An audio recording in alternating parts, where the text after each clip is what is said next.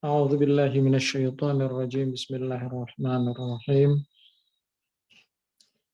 إن الحمد لله نحمده ونستعينه ونستغفره ونعوذ بالله من شرور أنفسنا ومن سيئات أعمالنا من يهده الله فلا مضل له ومن يضلل فلا هادي له أشهد أن لا إله إلا الله وحده لا شريك له وأشهد أن محمدا عبده ورسوله لا نبي بعده قال الله تعالى يا أيها الذين آمنوا اتقوا الله حق تقاته ولا تموتن إلا وأنتم مسلمون وقال تعالى يا أيها الناس اتقوا ربكم الذي خلقكم من نفس واحدة وخلق منها زوجها وبث منهما رجالا كثيرا ونساء واتقوا الله الذي تساءلون به والأرحام إن الله كان عليكم رقيبا وقال تعالى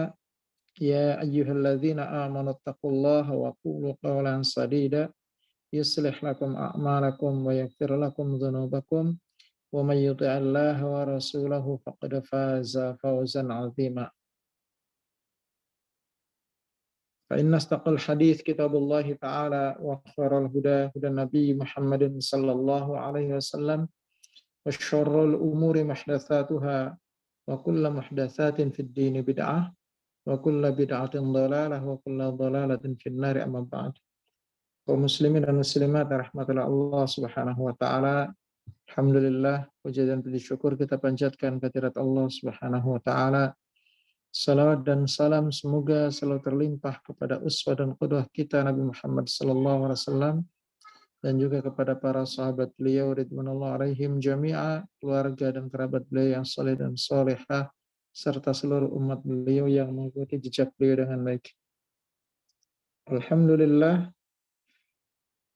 berkaitan dengan kitab yang kita baca yaitu Usul Ats-Tsalatsah, yang mana pada pertemuan yang lalu kita bahas tentang masalah amal, beramal, mengamalkan ilmu, yaitu ma'rifatullah wa ma'rifatu din, mengenal Allah, kemudian wa ma'rifatu di nabiyina sallallahu alaihi wasallam, mengenal nabi kita sallallahu alaihi wasallam, wa ma'rifatu dinil Islam, dan mengenal agama Islam dengan dalil-dalilnya. Setelah kita mengetahui itu, maka kita wajib mengamalkannya sebagaimana kita jelaskan dalam pertemuan yang lalu. Dan orang yang dia itu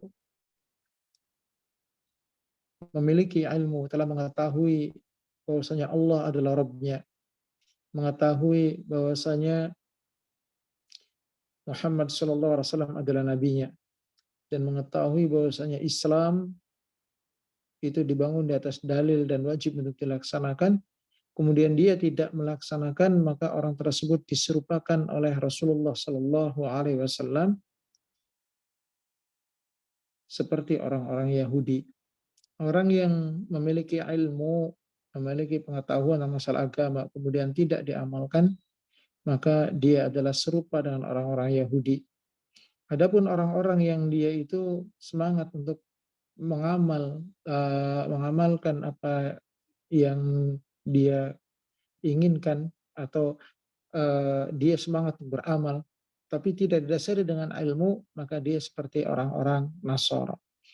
Karena amal adalah hakikah, artinya hakikat dan buahnya dari ilmu. Maka orang yang dia berilmu kemudian tidak mengamalkannya, maka dia adalah orang-orang yang tidak memiliki buah dalam ilmunya.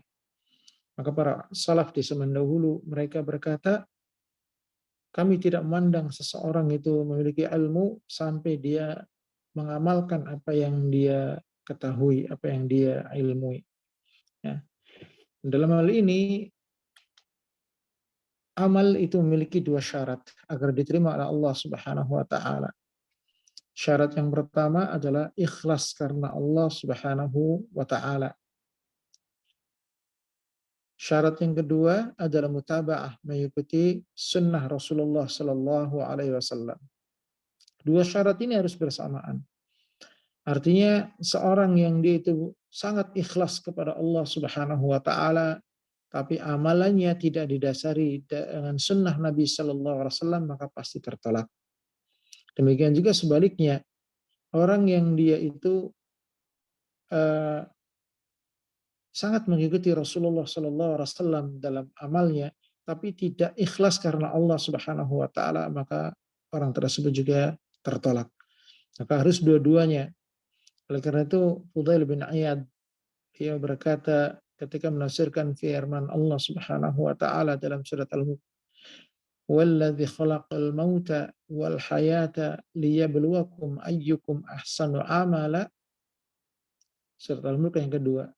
Dialah Allah Subhanahu wa taala yang menciptakan kehidupan dan kematian untuk menguji kalian siapakah di antara kalian yang paling baik amalnya. Kata Fudail bin Iyad, orang yang paling baik amalnya adalah akhlasuhu wa aswabuhu, orang yang paling ikhlas dan orang yang paling benar.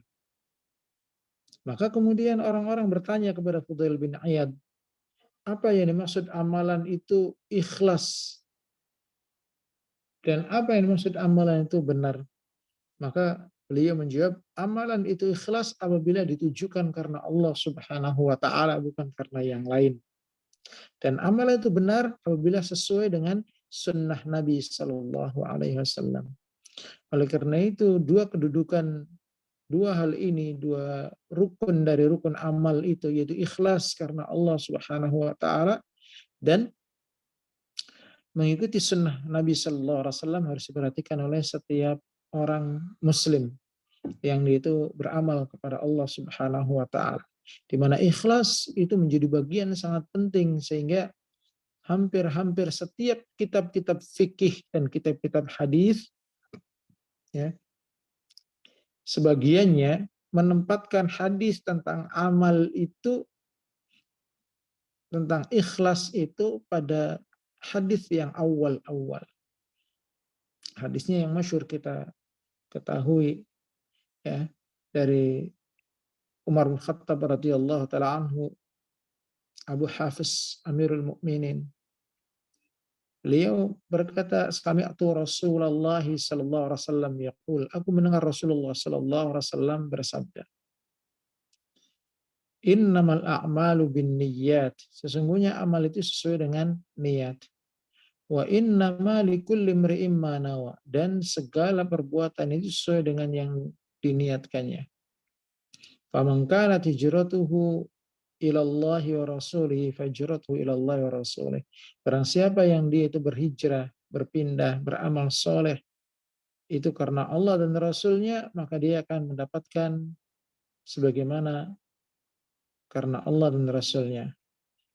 Faman kanat hijratuhu lid-dunya aw imra'ati yankihuha, barang siapa yang beramal berhijrah karena urusan dunia atau wanita yang ingin dinikahinya, fahijratuhu ila ma hajara ilaih, maka dia akan mendapatkan sesuai dengan niat dia berhijrahnya. Kata Imam Syafi'i rahimahullah ketika menjelaskan tentang hadis ini, bahwasanya hadis ini masuk ke dalamnya 70 bab masalah fikih. Ya, masuk ke dalamnya 70 bab masalah fikih. Bab fikih itu menurut Imam Syafi'i itu ada 70. Dan semua 70 bab fikih itu pondasinya adalah ikhlas. Innamal a'malu binniyat. Sesungguhnya amal itu karena niat. Ya. Kemudian yang kedua, mengikuti sunnah Nabi Sallallahu Alaihi Wasallam. Allah Subhanahu wa taala mengancam orang-orang yang dia itu beramal soleh dengan menyelisihi sunnah Nabi Sallallahu Alaihi Wasallam. Falyahdharil ladzina yukhalifuna an amrihi an tusibahum fitnah aw yusibahum adzabun alim. Maka berilah peringatan orang-orang yang mereka itu menyelisih perintahnya Allah Subhanahu wa taala dan Rasulnya, mereka akan ditimpa fitnah atau ditimpa azab yang pedih. Kata Imam Ahmad bin Hanbal, atadruna mal fitnah? Tahukah kalian apa yang maksud fitnah? Maka murid-muridnya Imam Ahmad menjawab, kami tidak tahu. Maka kata Imam Ahmad bin Hanbal, al fitnatu asyirk. Fitnah yang dimaksud adalah syirik. Ya. Orang yang dia itu beramal tidak menurut sunnah Nabi Sallallahu Alaihi Wasallam, maka akan dijerumuskan ke dalam kemusyrikan. Yang kedua, usibahum adzabun alim, atau akan ditimpa azab yang pedih. Dia akan diberikan oleh Allah Subhanahu wa taala azab yang pedih. Nauzubillah min dzalik. Itu hukuman orang-orang yang dia beramal tidak mengikuti sunnah Nabi sallallahu alaihi wasallam. Rasulullah sallallahu alaihi wasallam juga bersabda, "Man amila amalan laisa alaihi amruna fa huwa raddun." Barang siapa yang dia itu beramal tidak didasari karena perintah kami, sunnah kami, maka fa huwa raddun. Amal tersebut akan tertolak. Para ulama menyebutkan makna dari hadis ini yang diriwayatkan oleh Bukhari dan Muslim ini, makna fahuwa radd, amal yang tertolak bukan hanya sekedar tertolak, tapi pelakunya akan diberikan dosa dan ditimpakan azab. Ketika amal yang dia perbuat itu ditolak oleh Allah Subhanahu wa taala karena tidak sesuai dengan sunnah Nabi sallallahu alaihi wasallam, itu bukan perkara ringan, bukan hanya amalannya ditolak. Tapi kata para ulama, dia akan diberikan 3 perkara. Perkara yang pertama, amalannya ditolak, tidak diterima. Artinya tidak diberikan pahala oleh Allah Subhanahu wa taala, tidak dihitung, tidak memberatkan timbangan. Kemudian yang kedua, dia akan diberikan dosa. Artinya justru dia itu bukan mendapatkan pahala tapi mendapatkan dosa karena amalnya tidak dasar dengan ilmu, tidak dasari dengan sunnah Nabi Sallallahu Alaihi Wasallam. Yang ketiga, dia akan mendapatkan azab, siksa besok pada hari kiamat. Na'udzubillah min dzalik. Ini bagi orang-orang yang beramal tidak dasar dengan ilmu. Oleh karena itu kewajiban kita adalah beramal di atas ilmu. Kemudian yang ketiga, ad-da'watu ilaihi. Ats-tsalitsatu ad-da'watu ilaihi, yaitu mendakwahkan, berdakwah, mengajak manusia menuju Allah Subhanahu wa taala. Dakwah itu adalah kewajiban setiap muslim sesuai dengan kondisinya, ya, sesuai dengan kondisinya. Yang uslubnya, tata caranya banyak. Ada ya, kalau dia memiliki ilmu, maka dia berdakwah dengan berceramah, berkhutbah, menasihati manusia.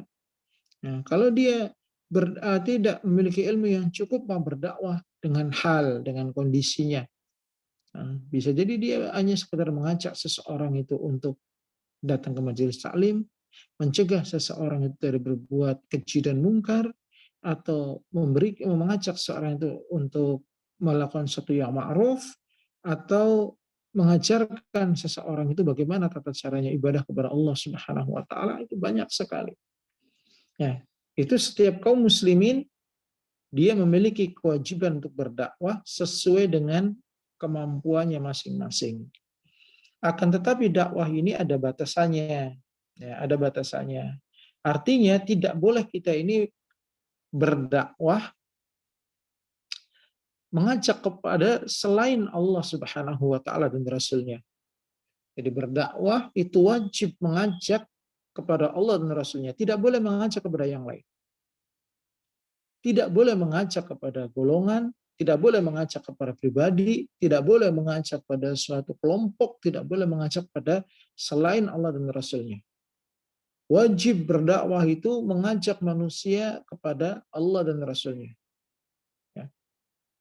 Allah Subhanahu wa taala berfirman dalam surat An-Nahl ayat 125, "Ud'u ila sabili rabbika." Ajaklah manusia menuju jalan Rabbmu. Ini Allah Subhanahu wa taala memerintahkan kepada Rasulullah sallallahu alaihi wasallam, "Ud'u." Ajaklah wahai Muhammad sallallahu alaihi wasallam ila sabili rabbika, menuju jalan Tuhanmu, menuju jalan Tuhanmu. Jadi Allah Subhanahu wa taala memerintahkan kepada Rasulullah sallallahu alaihi wasallam agar manusia itu diajak ke jalan Allah Subhanahu wa taala. Dan itu adalah para nabi, tugas-tugas semua para nabi dan warisnya. Ya, diturunkannya para nabi dan rasul di antaranya adalah tujuannya agar mengembalikan manusia ke dalam fitrahnya menuju jalan Allah Subhanahu wa taala. Sebagaimana Nabi Nuh alaihi salam di dalam surat Nuh, Nabi Nuh alaihi salam sampai berkata kepada Allah Subhanahu wa taala, "Wa qala rabbi inni da'awtu qaumi lailan wa nahara." Dan Nabi Nuh alaihi salam berkata, "Wahai Tuhanku, ya Rabbku, aku mengajak mereka, kaumku itu menuju Engkau. Kaumku aku ajak agar mereka itu menuju Engkau, siang dan malam." Siang dan malam. Meskipun kaumnya itu menolak. Alam yazidhum du'ai illa firara. Dan tidak menambah dari dakwaku itu, ajakanku itu, kecuali mereka semakin bertambah lari, bertambah jauh dari jalan Allah Subhanahu wa taala. Nah, oleh karena itu seseorang yang dia itu memiliki ilmu, beramal, wajib untuk mengajak orang lain menuju jalan Allah Subhanahu wa taala. Orang yang mengajak menuju Allah Subhanahu wa taala, orang yang berdakwah itu memiliki syarat tadi. Yang pertama, harus dakwahnya mengajak manusia menuju jalan Allah, bukan pada yang lain. Kemudian syarat yang kedua dalam dakwah itu adalah harus di atas ilmu. Artinya yang kita ajak, yang kita sampaikan, yang kita ajarkan itu memang betul-betul syariat Allah Subhanahu wa taala, bukan hawa nafsu kita. Ya, bukan hawa nafsu kita. Tapi adalah syarat Allah Subhanahu wa taala. Yang pertama harus mengajaknya kepada Allah dan kepada Rasulnya, bukan kepada hawa nafsu kita, bukan kepada golongan, bukan kepada organisasi atau apa, tapi mengajak manusia menuju jalan Allah Subhanahu wa taala. Kemudian yang kedua, ajakan kita itu harus didasari dengan ilmu. Rasulullah Shallallahu Alaihi Wasallam diperintahkan oleh Allah Subhanahu Wa Taala untuk berkata kepada manusia, "Qul hadhihi sabili." Katakan Nabi Muhammad Shallallahu Alaihi Wasallam, inilah jalanku. Ad'u ilallah. Aku mengajak menuju Allah. Ala basiratin, di atas basirah. Para ahli tafsir menafsirkan al-basirah itu ilmu, di atas ilmu. Di atas ilmu. Makanya di awal-awal pertemuan kita bahas tentang ilmu, maknanya, hakikatnya, apa yang maksud ilmu. Ya. Jadi kita mengajak manusia itu, Rasulullah SAW mengajak manusia itu ala basiratin, di atas dasar ilmu. Ana wa manittaba'ani, dan aku itu bersama orang-orang yang mengikutiku. Artinya orang-orang yang mengikuti para nabi dan rasul, mengikuti Rasulullah SAW, mereka itu mengajak manusia menuju Allah yang pertama. Ad'u ilallah, aku mengajak menuju Allah. Yang kedua, ala basiratin, di atas dasar ilmu, bukan di atas dasar kebodohan dan kejahilan. Tidak dibolehkan seseorang itu dia mengajak kepada selain Allah dan Rasulnya, dan tidak dibolehkan seorang itu mengajak manusia di atas dasar kejahilan dan kebodohan. Harus di atas dasar ilmu, di atas dasar ilmu. Ya. Maka Rasulullah Shallallahu Alaihi Wasallam berkata, diperintahkan oleh Allah Subhanahu Wa Taala, ana wa manittaba'ani.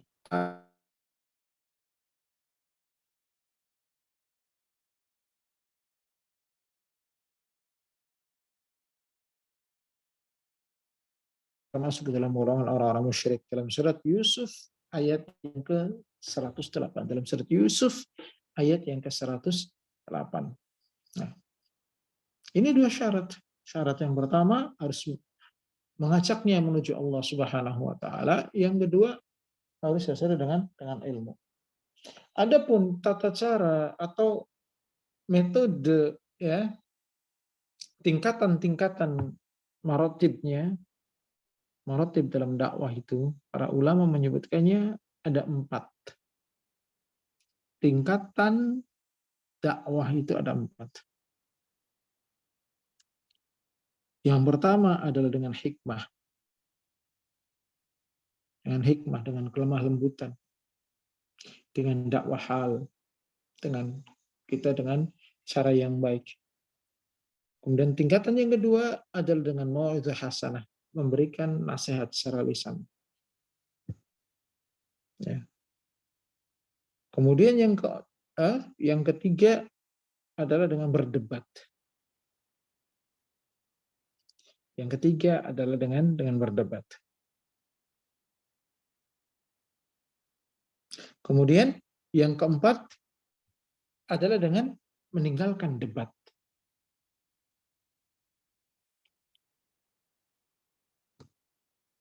Allah Subhanahu wa taala berfirman, "Ud'u ila sabili rabbika bil hikmati wal mau'azatil hasanati wajadilhum billati ahsan." Ajaklah manusia menuju jalan Rabbmu Muhammad sallallahu alaihi wasallam bil hikmati, dengan hikmah yang pertama, dan kelemah lembutan, dengan tingkah laku kita yang baik, akhlak dan adab kita. Dan yang kedua, wal mau'azatil hasanati, dengan menyampaikan secara langsung melalui nasihat-nasihat yang baik. Kemudian yang ketiga, wajadilhum billati hiya ahsan, dan debatlah mereka dengan cara yang lebih baik. Kemudian ini dalam surat An-Nahl ayat 125. Nah, kemudian dalam surat Al-Ankabut ayat 26 Allah Subhanahu wa taala berfirman, tingkatan yang keempat yaitu meninggalkan debat, meninggalkan mereka. Allah Subhanahu wa taala berfirman, "Wala tujadilu ahlal kitabi illa billati ahsan illa alladzina zalamu minhum." Dan janganlah kalian berdebat dengan orang-orang ahlul kitab, orang-orang Yahudi dan Nasrani itu, kecuali dengan cara yang lebih baik. Ya. Kecuali orang-orang yang zalim di antara mereka, maka tinggalkan. Tidak dilayani debatnya. Ya, tidak dilayani debat. Kata Rasulullah Sallallahu Alaihi Wasallam, beliau bersabda, sesungguhnya perkataan terakhir dari para nabi setelah tingkatan-tingkatan debat itu, setelah tingkatan dakwah itu dilakukan, maka para nabi berkata, "Illam tastahi faf'al ma syi'tum." Kalau kalian sudah tidak punya rasa malu lagi kepada Allah Subhanahu wa taala, maka lakukan apa yang kalian inginkan. Seterah gitu kan, dibiarkan. Sampai Allah Subhanahu wa taala memberikan keputusannya, memberikan hidayah kepada mereka atau memberikan azab kepada mereka. Na'udzubillah min dzalik. Ya. Ini dakwah. Maka dakwah itu merupakan perbuatan yang mulia. Ya, perbuatan para nabi dan rasul, diutusnya para nabi dan rasul adalah dalam rangka untuk berdakwah. Dalam rangka untuk mengajak manusia ke jalan Allah Subhanahu wa taala. Dan para nabi saling mendoakan agar tiap generasi itu diturunkan rasul mereka. Rabbana wa ba'ats fihim rasulan minhum yatlu 'alaihim ayatika wa yuzakkihim. Ya Allah, utuslah kepada mereka, itu doanya Nabi Ibrahim alaihissalam, agar generasi setelah Nabi Ibrahim alaihissalam, umat-umat setelah Nabi Ibrahim alaihissalam itu diberikan rasul, diutus rasul. Rabbana wa ba'ats fihim rasulan minhum. Ya Allah, utuslah kepada mereka seorang rasul dari kalangan mereka sendiri. Untuk apa? Untuk membersihkan mereka, untuk yatlu alaihim ayat, untuk membacakan kepada mereka ayat-ayatmu, wahyu-wahyumu, firman-firmanmu, mengajak menuju engkau. Zakihim, dan membersihkan jiwa-jiwa mereka dari dosa, membersihkan jiwa-jiwa mereka dari kekufuran, kemusyrikan, dan penyimpangan, serta kemaksiatan dan keburukan dari amal, akidah, akhlak, dan semuanya. Nah, semua umat didoakan oleh Nabi Ibrahim alaihissalam agar diberikan Rasul. Dan alhamdulillah kita dilahirkan, kita hidup di umat yang Nabi yang diutus kepada kita adalah khairul bariyah, sayyidul anbiya wal mursalin, ya, penghulunya para nabi dan rasul, yaitu nabi kita Muhammad sallallahu alaihi wasallam. Dakwah ini penting. Artinya siapapun Anda, antum, itu hendaklah mengajak orang lain untuk menuju Allah Subhanahu wa taala. Mengajak, diajak orang lain itu agar mereka berjalan di atas agama Allah Subhanahu wa taala, di atas sunnah Nabi sallallahu alaihi wasallam, dan kemampuan kita masing-masing, ya. Kalau kita mampunya itu dengan nasihat, berikan nasihat. Kalau kita mampunya itu dengan mengajak mereka, berikan ajakan kepada mereka. Kalau mampunya kita mengajari mereka, maka ajarkan kepada mereka. Kalau mampunya kita ini adalah memberi contoh kepada mereka, berilah contoh kepada mereka. Kalau mampunya kita ini adalah dengan mendoakan mereka, maka doakan mereka. Nah, itu di antara bentuk-bentuk atau cara-cara dalam kita berdakwah.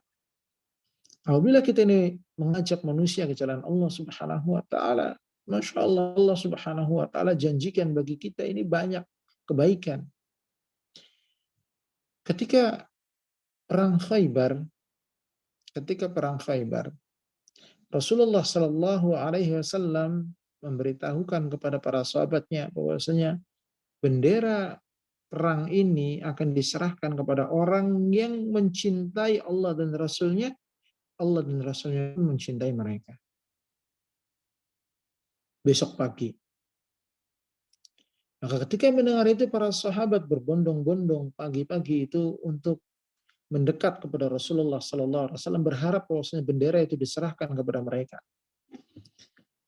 Tapi Rasulullah Sallallahu Alaihi Wasallam menanyakan satu orang sahabat yang sekaligus kerabat beliau, ya, sekaligus menantu beliau, yaitu Ali bin Abi Thalib radhiyallahu taala anhu. Kemudian ditanyakan, di mana Ali bin Abi Thalib? Maka para sahabat menjawab bahwasanya Ali bin Abi Thalib tidak bisa datang karena beliau itu sedang terkena sakit mata. Maka dipanggillah Ali bin Abi Thalib radhiyallahu anhu. Ketika dipanggil, diruqyah oleh Rasulullah sallallahu alaihi wasallam dengan bacaan-bacaan ruqyah, kemudian diludahi kedua mata Ali bin Abi Thalib radhiyallahu taala anhu, dan seketika itu pula Allah Subhanahu wa taala sembuhkan kedua mata Ali bin Abi Thalib radhiyallahu taala anhu dan menjadi lebih baik, lebih indah serta lebih sehat daripada sebelum-sebelumnya. Maka kemudian Rasulullah sallallahu alaihi wasallam bersabda, berpesan kepada Ali bin Abi Thalib radhiyallahu taala anhu, sungguhnya engkau akan mendatangi ahli kitab, itu orang-orang Yahudi di Khaybar. Maka beliau berkata, hendaklah yang pertama kali engkau sampaikan kepada mereka bukan perang, tapi sampaikanlah kepada mereka, ajaklah mereka menuju Islam. Ud'uhum ilal Islam. Ajak mereka menuju Islam. Ayo masuk Islam, ayo masuk Islam. Ya. Kemudian beliau Shallallahu alaihi wasallam memberikan kabar gembira. Wallahi, demi Allah Subhanahu wa taala, li ayyahdiallahu bika rajulan wahidan khairun laka min humurin ni'am. Muttafaqun alaih. Hadis ini diriwayatkan oleh Bukhari dan Muslim. Kata Rasulullah sallallahu alaihi wasallam, engkau wahai Ali bin Abi Thalib memberikan dakwah, mengajak manusia. Kemudian dengan dakwahmu itu Allah Subhanahu wa taala berikan hidayah kepada satu orang laki-laki. Satu orang. Satu orang yang diberikan oleh Allah Subhanahu wa taala hidayah lewat tanganmu, lewat dakwahmu, lewat ajakanmu, itu lebih dicintai oleh Allah Subhanahu wa taala, lebih baik daripada unta yang merah. Lebih baik daripada unta yang merah. Artinya mendapatkan harta yang paling mahal, harta yang paling berharga di zaman itu, unta merah. Nah, seorang yang berdakwah, kemudian dengan dakwahnya itu Allah Subhanahu wa taala berikan hidayah satu orang. maka lebih baik dia mendapatkan daripada dia mendapatkan onta merah dengan diberikan hidayah oleh Allah Subhanahu satu orang yang dia dakwah. Masya Allah, itu satu orang. Kalau 2 orang, 3 orang, 10 orang, semuanya, ya, semuanya, ratusan ribuan, mungkin banyak orang yang lewat jalan dakwahnya diberikan hidayah oleh Allah Subhanahu wa taala. Subhanallah, lebih baik daripada ribuan onta merah. Dan itu tadi apabila dakwahnya itu di atas syarat tadi. Dia mengajak karena Allah, untuk Allah, kepada Allah, bukan mengajak kepada yang lain, bukan mengajak kepada supaya dirinya itu diagungkan, dieluk-elukan, supaya mendapatkan banyak pengikut, supaya mendapatkan banyak duniawi dan seterusnya. Yang kedua, dia didasari di atas ilmu, ya, didasari di atas ilmu. Maka Allah Subhanahu wa taala menjadikan orang yang diberikan hidayah oleh Allah Subhanahu wa taala lewat tangan kita itu lebih baik daripada unta merah. Kemudian di antara faidah dari kita berdakwah kepada Allah Subhanahu wa berdakwah mengajak manusia menuju Allah Subhanahu wa taala itu, kita bisa mendapatkan pahala seseorang tanpa kita harus melakukan.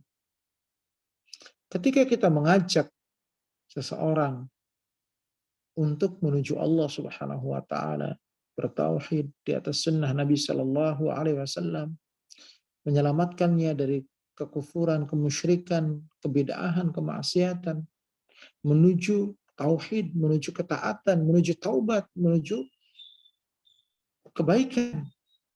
Maka kita akan mendapatkan pahala kita dari dakwah kita, dan kita juga akan mendapatkan pahala orang tersebut ketika orang tersebut melakukan kebaikan meskipun kita tidak melakukan kebaikan tersebut.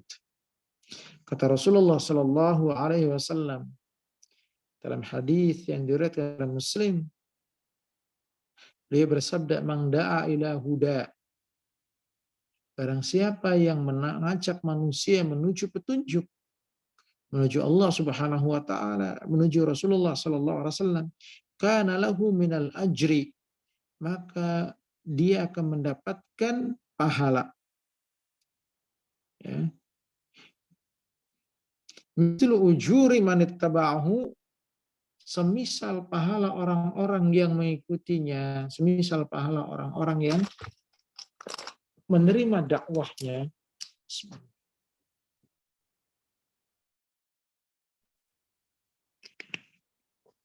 Jadi mendapatkan pahala seperti amal solehnya orang-orang yang mengikutinya. La yanqusu dzalika min ujurihim syai'a, tanpa mengurangi pahala mereka sedikit pun.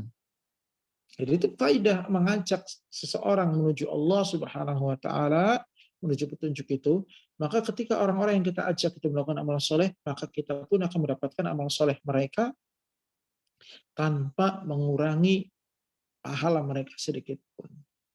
Bagaimana apabila dakwah kita itu tidak diterima?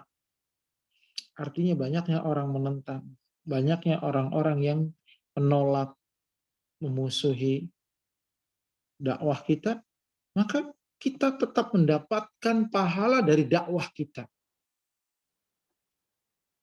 Berdakwah itu akan memberikan pahala, akan memberikan kebaikan bagi orang yang berdakwah itu, diterima ataupun tidak diterima oleh mereka.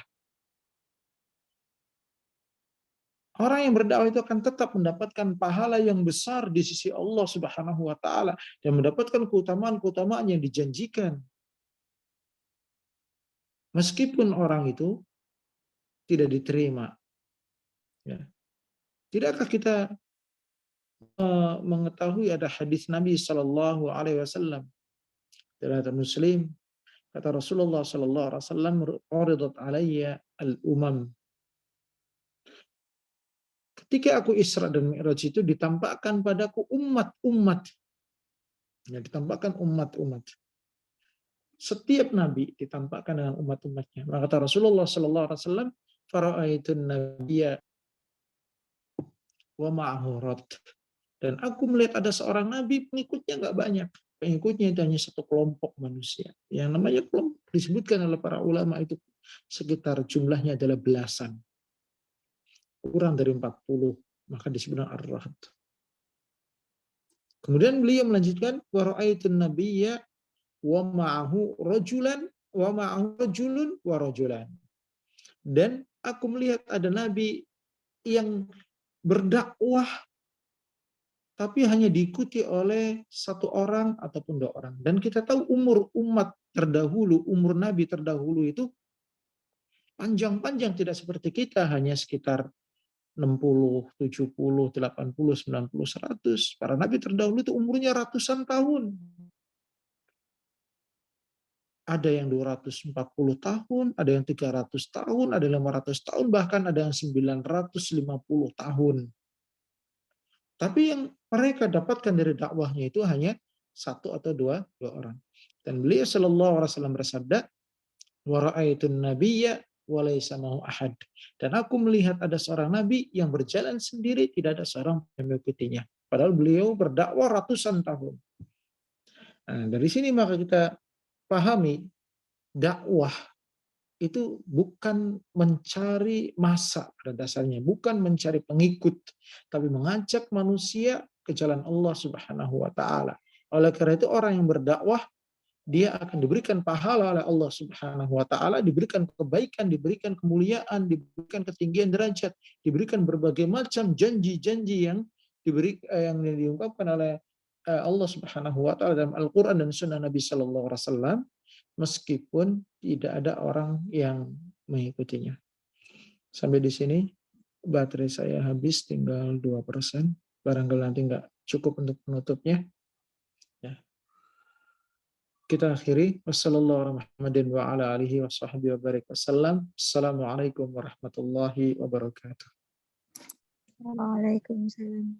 Waalaikumsalam warahmatullahi wabarakatuh.